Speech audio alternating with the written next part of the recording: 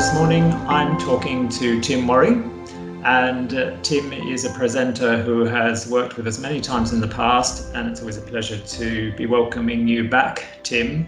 And a topic that I always think is a really useful one, working with course books and adapting course books. And I love the sound of tweaks and hacks in your title. They seem to be sort of good buzzwords at the moment, but I think there's a reason for that, because it sort of implies that you're going to give us some sort of easy and time efficient ways that teachers can adapt their course books. And I think that, given that most teachers are very time starved at the moment, I think that sounds fantastic. So is that the sort of thing you're going to be looking at in your session?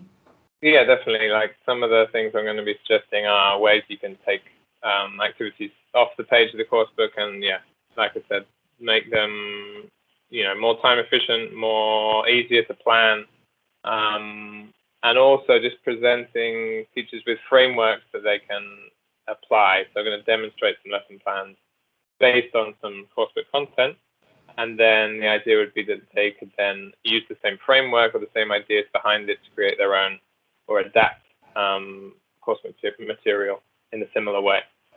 Fantastic. And I know that a lot of teachers are dealing with working online or working in a sort of hybrid situation at the moment. So do you think that implies that they need a whole sort of new set of tools to be able to deal with coursebook material, or are there general principles that can be adapted to online teaching? I think the general principles are the same. I just think there's some elements of online teaching that we're seeing, especially with teenagers. I think lots of teachers are seeing, the cameras off, ask a question, the tumbleweed passes. It's very different to teaching face-to-face, especially I've found with teenagers. A group that can be really chatty and communicative in person to face can suddenly become, like a graveyard online. Yeah. So some of the activities that I'm going to be talking about also are ways we can get the similar levels of communication through different methods in online classes.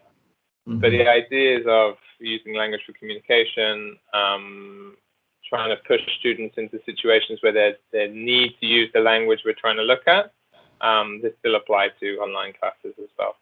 Mm-hmm. And what do you think, or how important do you think it is, this sort of element of surprise with what you're going to do with the course book? Because when I was teaching, I was always very aware of or wary of just doing the same thing again and again with certain types of course book content. And I sort of think that variety and surprising people with what you're going to do with a text is quite important. Would you agree? Yeah, definitely, 100%. You can see it often when you tell students to get the course book out. They're like, you can see that sort of slump in their shoulders, which can happen sometimes. So yeah, it's definitely about that. It's about finding new ways to approach the texts and the topics in the course books. I think the course books, they are restricted about the sort of content they can contain for various reasons.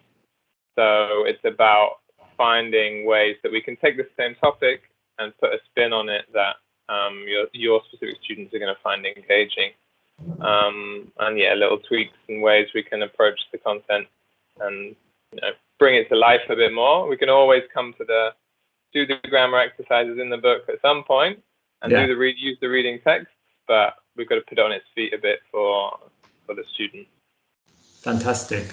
Well, I know that when I've seen people coming out of your workshops in the past, that teachers always come out sort of chatting and with a smile on their faces, and I know it's because they're coming out with sort of ideas that they can go into the classroom the next day and start using immediately, and that's fantastic. So if you want to see Tim's webinar, it's on Saturday the 27th of February. 11 o'clock is the time. And remember, if you can't make the live event and you register for the webinar, we'll be able to send you a link to a recording of the webinar later on. So thank you very much, Tim. Looking forward to your presentation on Saturday. Me too. Thank you very much, Michael. Thanks a lot. Bye now.